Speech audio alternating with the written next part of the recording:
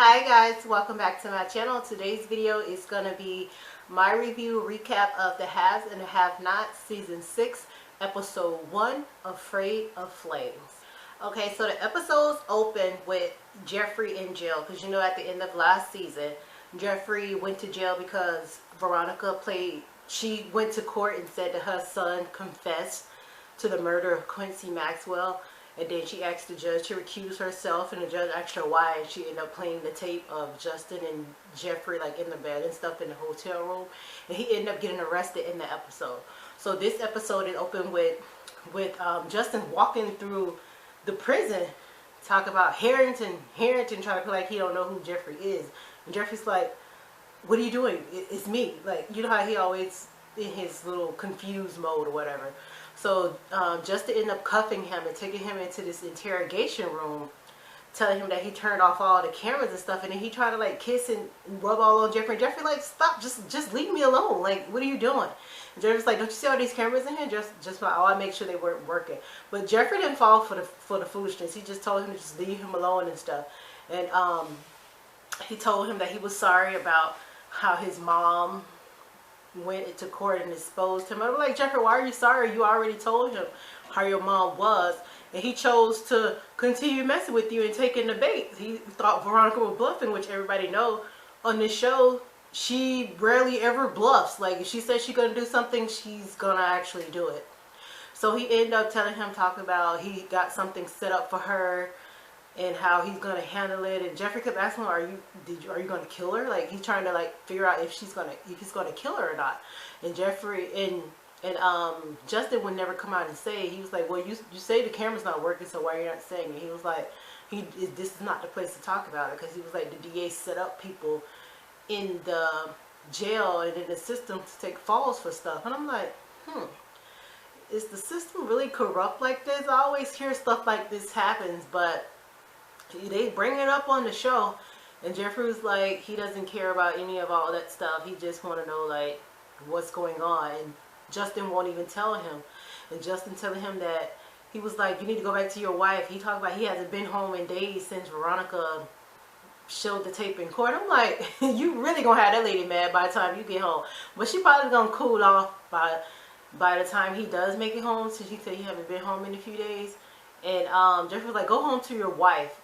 You have a wife." He was like, "But you're my man." I'm like, oh my gosh. Stop begging, Jeffrey. Like, Jeffrey put it on you that bad that you around here acting a fool, risking your life, your career, your wife, your kids. I don't know if they got kids. But everything. You're risking everything for Jeffrey, and Jeffrey doesn't even seem interested. Jeffrey seems like he just goes with the flow, and then he gets bored and tired of you. In the next scene, we get Kathryn, Hannah, and Benny at Hannah's condo or whatever. So they go in there. Kathryn's trying to talk to her, to comfort her and telling her she needs to pray in spells and believe in God and stuff. But ironically, Hannah doesn't listen to this. Like, I guess she's one of those hypocrites that she tell you what to do, but she never follow her own advice. But Hannah's saying that she don't think she could do that. That was really, really weird to me. Like, you've been this holy, godly person for 5 seasons until the baby got shot, and you don't know if you need to pray to God. You don't even know if you need to continue to pray. You don't trust that something better is going to happen. This is really weird. Like, that her faith can just turn like that with the death of a child that she caused. Like, let's be real. Like, she was going back and forth with Kathryn, talking about she wished she had this house before the baby got killed. Kathryn offered you this house.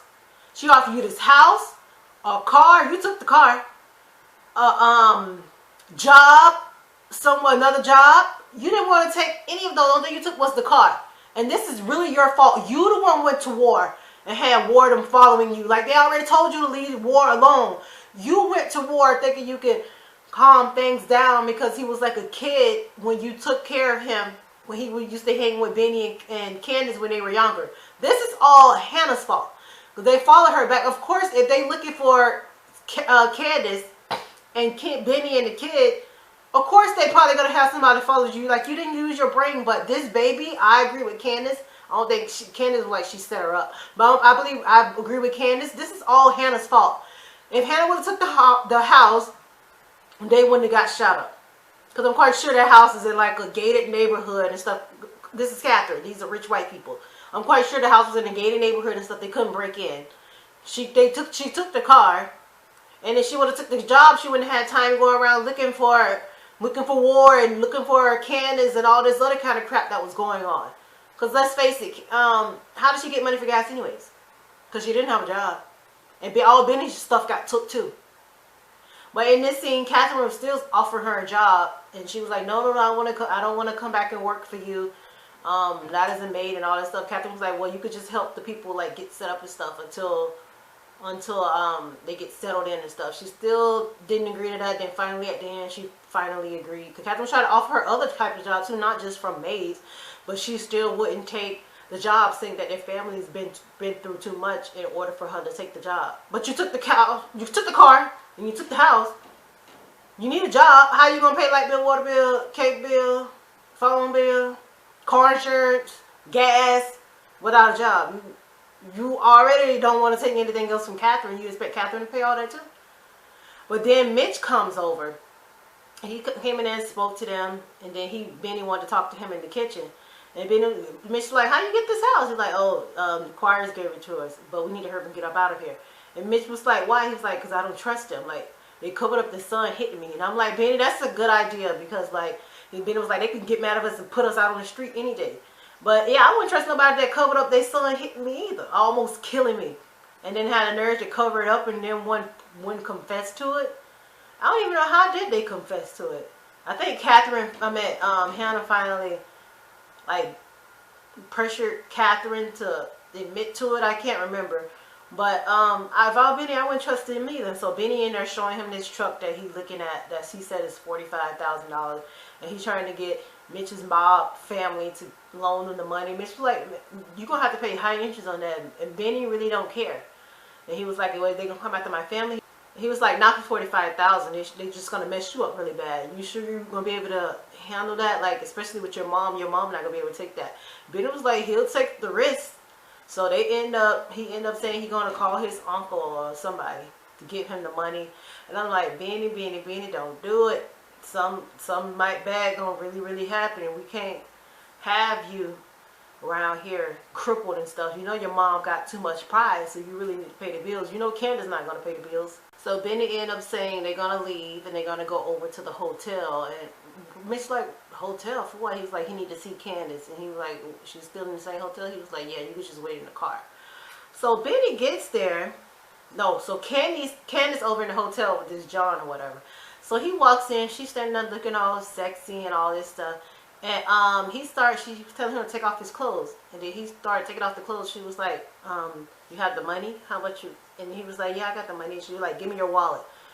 He was like, no, I'm not giving you my wallet. She was like, give me your wallet. You know, she could be very like direct. The people probably think this is some kind of role play, but this is actually who she is. So he ended up giving her the wallet, and she pulled out only $1,800. And he was like, yeah, isn't that enough? No, that's not enough for this body. And I'm like, yeah, yes, Candice. They like to downplay the black girls, but you shouldn't be out here escorting anyway. But and then she told the man to get out, and he was like, are you serious? I came to get what I paid for. And I'm like, you already paid? I don't think you paid. She just got the money. And then she was kicking him out. He's like, do you know who I am? She was like, yes, I do. And she was like, I see the tan ring, the tan mark on your finger. So obviously he was a married man. And she said he was some corporate dude or something. He probably like a senator or something like that, or own businesses or something like that. But he ended up leaving, cussing her out like a dog, and he ended up just leaving. As soon as he opened the door, Benny is standing there. Asked her, is she still hooking, and she don't need to be doing this? She need to come live with their mom and them. I'm like, Benny, you know Candice good and well that she's not coming over there to live with you and your mother, when she literally hates your mother's guts, and your mother hate her guts. So why would she come over there and live? You tell them how she don't have to need to do this and that. And I'm like, yeah, Candice, like, because when the show first started, you were in law school. And then, like, when Amanda got killed or whatever, or right before she got killed, you were supposed to be taking the bar early. Like, what happened to that? Tyler Perry just completely abandoned that storyline. Because you remember when Jim went around having a slaughter day, killing everybody who ever hurt his daughter and son and stuff? Well, not son, but everybody who hurt, I forgot the girl name. But yeah, she was supposed to be taking the bar early or whatever in order to be a lawyer. Remember when she called Benny, showing them her office and all this stuff? And I'm like, she could easily just go back and take the bar or just go back to law school, because the way this is set up, this is probably all in 1 week how Tyler Perry does it. Like, literally. But she was like, she's not going back. And she says she's not going to stop doing what she do because she needs the money. And she was trying to kick Benny out, saying that she has another John. And she told Benny she's just going to get even with everybody who ever done anything to her. And Benny was like, you started all this. And she was like, yes, and I'm going to finish it. So that was the end of their conversation. Benny got mad and he left or whatever. And she was just sitting down, I guess, waiting for her next John to walk through so she could rob them. Because she told Benny she's not sleeping with them. She's just robbing them.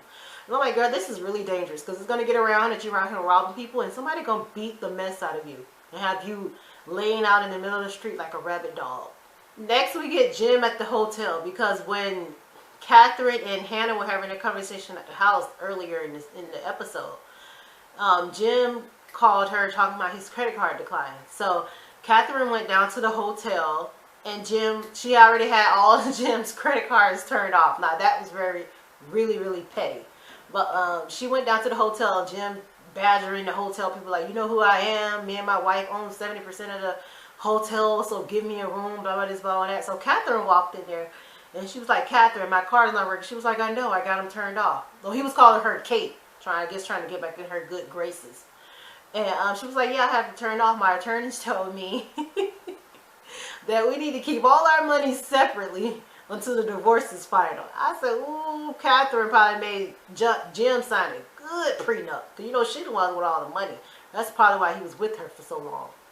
I'm quite sure that's probably why. And I'm thinking in my head, Jim, you've been a judge and a lawyer for 20-something years, because obviously they're kids in their 20s and they got married before they had those kids. You don't have any savings? No IRA, checking account, savings account? Like, what were you doing with all your money? Did you spend it on all the hookers, booze, and traveling and gambling and stuff? Like, what have you done with all your money that you can't just get a credit card turned on in your name? You can't go to your bank account and get some money out. Because as you seen later on in the episode, he went to David for the money to get some. Like, why can't you get a card? This doesn't make any sense. So Kathryn was trying to leverage with him, and he was like, "Give me a room." She was like, "No, give me Wyatt's address." And both of them refused. And she's trying to get him to sign a $250,000 agreement for a divorce. Kathryn, are you crazy? Who in their right mind would do that? Go from living in a big mansion, and then you're just going to give me a $250,000 settlement after 20-something years of marriage? That's just crazy. Anybody who in their right mind wouldn't accept that kind of deal, man or woman. So they end up bantering back and forth, and they both end up leaving and not getting what they wanted. And then we get this little throwaway scene with Oscar on the computer, and I don't know if it was Quita at the ATM or somebody. They was trying to take Wyatt's money. I think it probably was Quita, because on the last episode, Quita and that guy was there trying to have sex or whatever. I don't remember. But it was at Wyatt's like condo or whatever he's staying at, and they stole his credit card or something like that. I can't remember. But yeah, she was trying to get money out of his accounts, and like police just automatically just randomly came up after like about 5 seconds. Is that really how police work with ATM withdrawals from alleged criminals? I don't think so. But that was just a little throwaway scene right there with Oscar. Next we get Wyatt and Ana, and they like on my nerves. So at the season finale of season 5, Wyatt bumped into this priest in a park, and I knew it was going to be this was going to be significant. But the priest was actually the priest that actually molested him when he was a child. I think when he first got molested or whatever.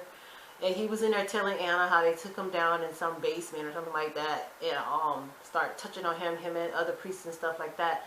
And he started crying, talking about it. And then Ana started crying. I'm like, what kind of counselor is this?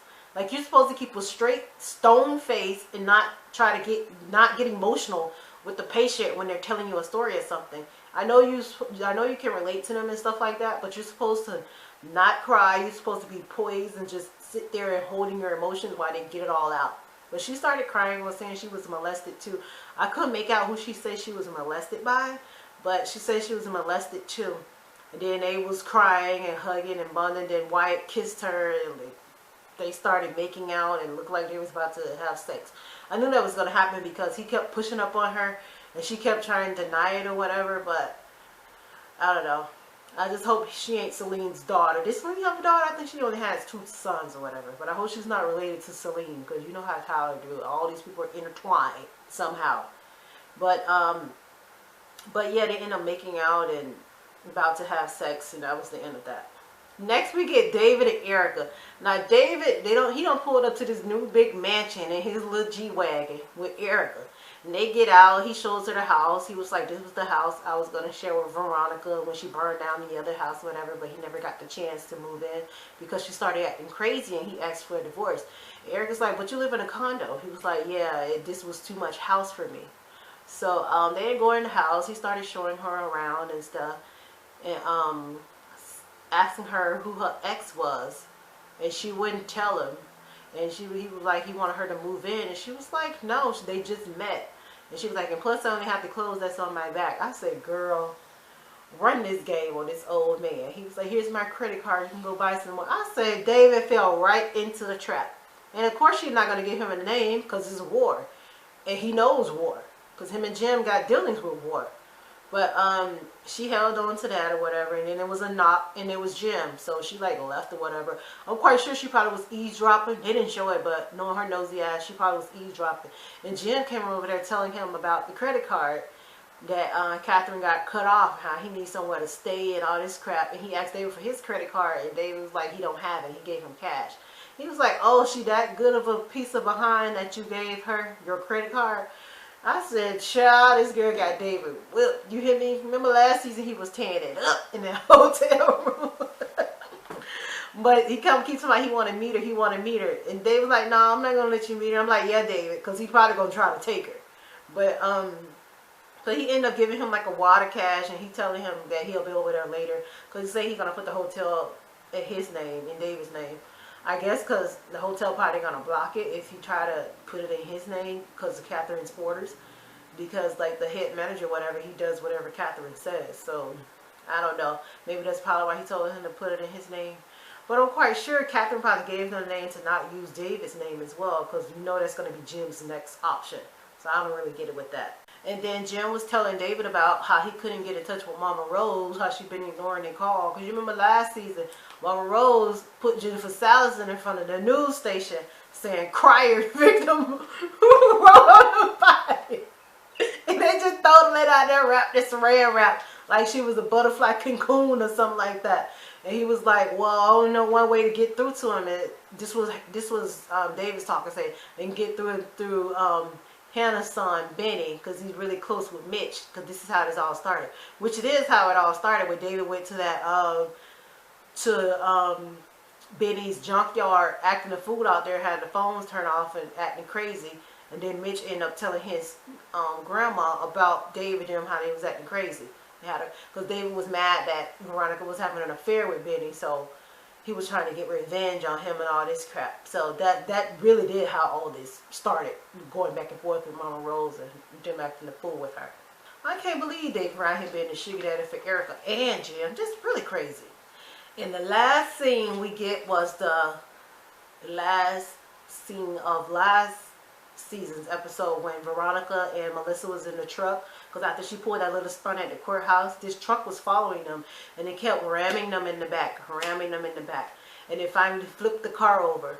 So we see Melissa done crawled out. Veronica is still stuck in there, begging Melissa to help her. Melissa was like, no, you can't be scared of flames, you're the devil, I hope you die. Melissa's just like taunting her, which is very warranted, because for the past maybe 3 seasons, Veronica been acting a fool with this girl, and she has the nerve to beg this girl to help her out. Like, you literally, when the girl got out of the hospital, you literally was slapping her and making her clean up her attempted suicide blood. And you really think this girl is going to help you get out of the car? Like, I will leave you hanging upside down on fire too. Like, Veronica really has a lot of nerve. And if she does get out, Melissa, girl, you better really watch her back, because Veronica might really act the fool with you. But Veronica can't, I don't know what's wrong with Veronica. She really think this girl is going to help her after all the stunts she pulled. I don't think they're going to, y'all think they're going to let Veronica die? I don't think they're going to let Veronica die, because like, she too important to the show.